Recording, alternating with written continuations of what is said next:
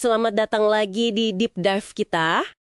Mungkin Anda sudah sering dengar ya kalau dividen BUMN itu penting, terutama buat penerimaan negara kita. Betul sekali, kontribusinya signifikan itu. Nah, tapi pernah nggak sih kepikiran gimana sih sebenarnya BUMN itu nyatet dan ngelaporin pembagian untungnya? Kali ini, kita mau coba beder nih lapisan-lapisan akuntansinya gimana, berdasarkan sumber yang ada. Siap ya? Yuk kita mulai. Tentu.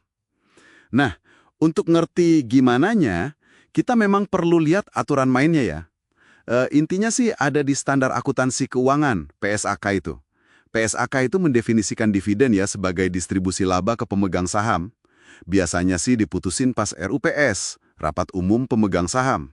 Oke, jadi acuannya PSAK ya? Iya, tapi karena ini BUMN, ada lagi nih lapisannya. Ada Peraturan Menteri Keuangan, PMK, yang ngatur soal penyetorannya. Terus, tentu saja, ada UU BUMN dan UU PT juga sebagai kerangka hukumnya. Jadi, nggak sesederhana itu.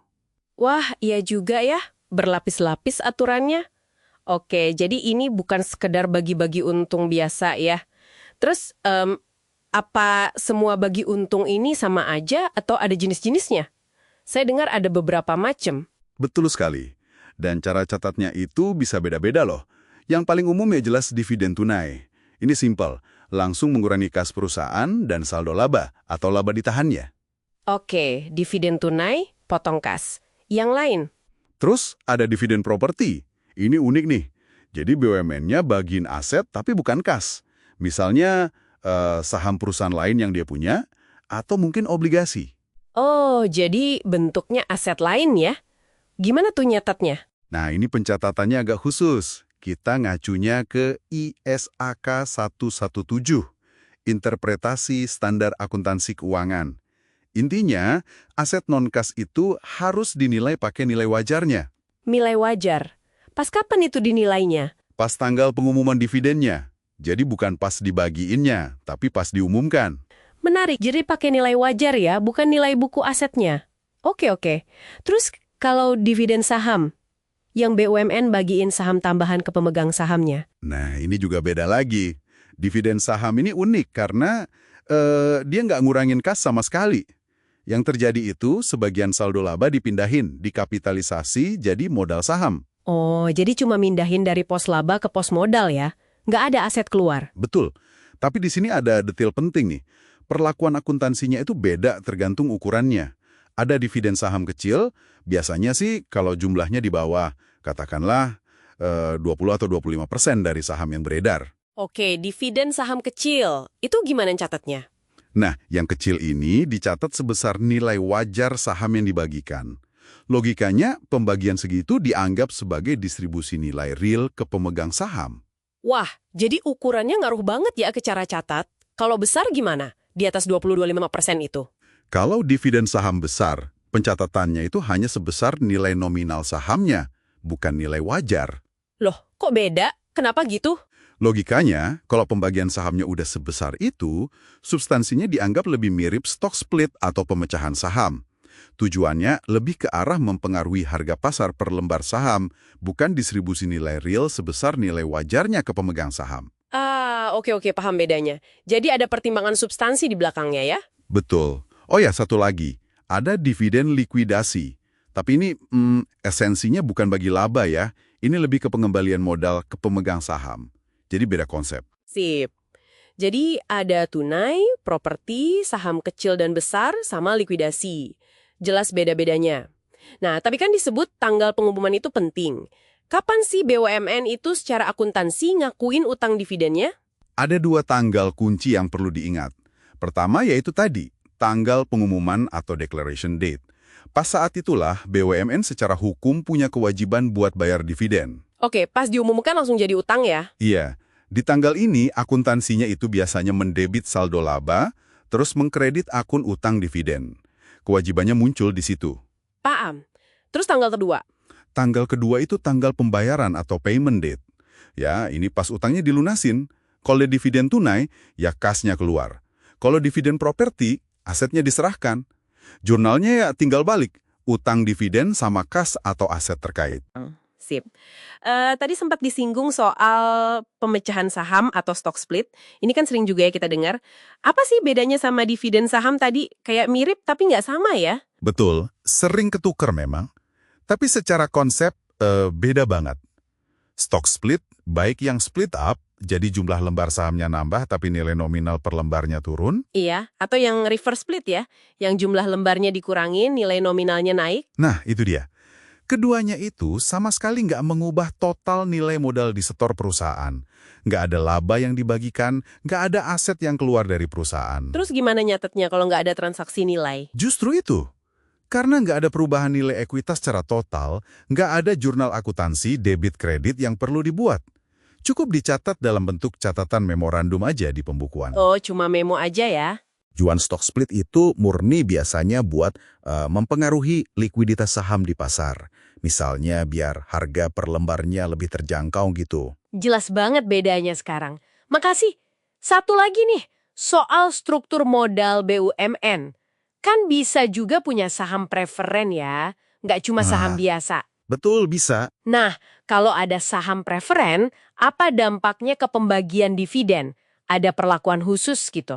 Iya, saham preferen ini kan namanya juga preferen ya. Jadi punya hak-hak istimewa dibanding saham biasa. Ada dua fitur penting yang biasanya terkait dividen perlu Anda perhatikan. Pertama, fitur kumulatif. Kumulatif. Maksudnya gimana tuh? Maksudnya, kalau dalam 1 tahun BUMN nggak bisa atau memutuskan nggak bagi dividen ke saham preferen ini, hak dividen mereka itu nggak hilang, tapi numpuk.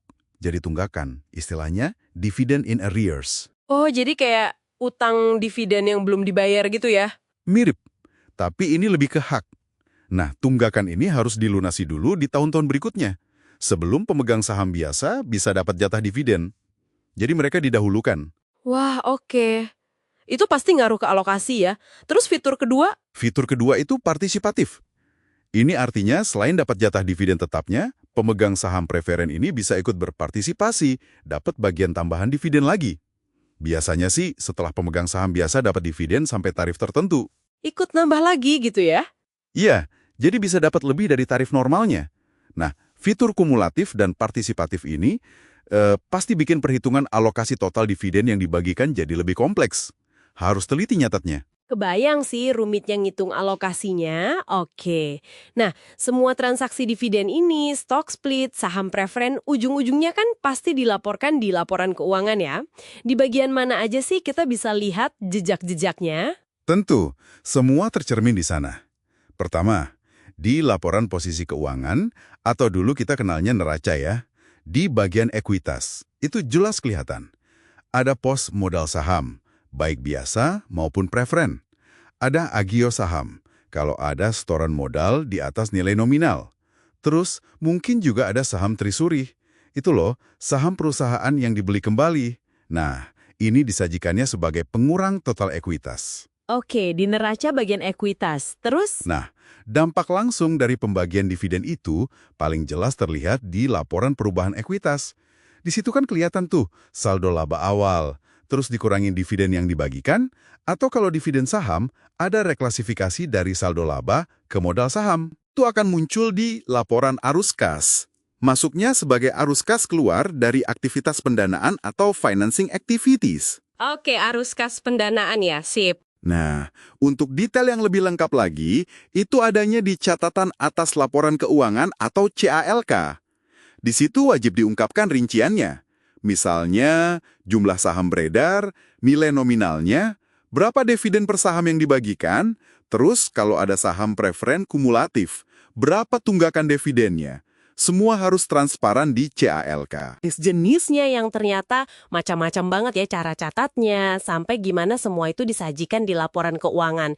Jadi kelihatan banget ya kompleksitasnya, tapi juga betapa pentingnya akuntansi dividen BUMN ini dipahami dengan benar. Terima kasih banyak nih sudah memandu kita semua. Sama-sama, senang bisa berbagi. Sebagai penutup nih, mungkin ada satu hal yang menarik buat Anda renungkan lebih lanjut. Tadi kan sempat disinggung juga ya di sumber kita soal adanya UU baru, UU nomor 1 tahun 2025, yang katanya membentuk badan pengelola investasi sama holding investasi baru itu. Iya, betul. Ada struktur baru ya? Nah, kira-kira nih, dengan adanya struktur baru ini, arah kebijakan dividen BUMN ke depan bakal gimana ya? Apa fokusnya akan tetap ngejar setoran maksimal ke kas negara? Atau mungkin bakal ada pergeseran, lebih fokus ke reinvestasi strategis buat pertumbuhan jangka panjang BUMN lewat struktur holding yang baru ini? Pertanyaan bagus itu. Iya kan? Itu pertanyaan terbuka yang kayaknya bakal menarik banget buat kita ikuti perkembangannya nanti. Yaudah, sampai jumpa lagi di Deep Dive kita berikutnya.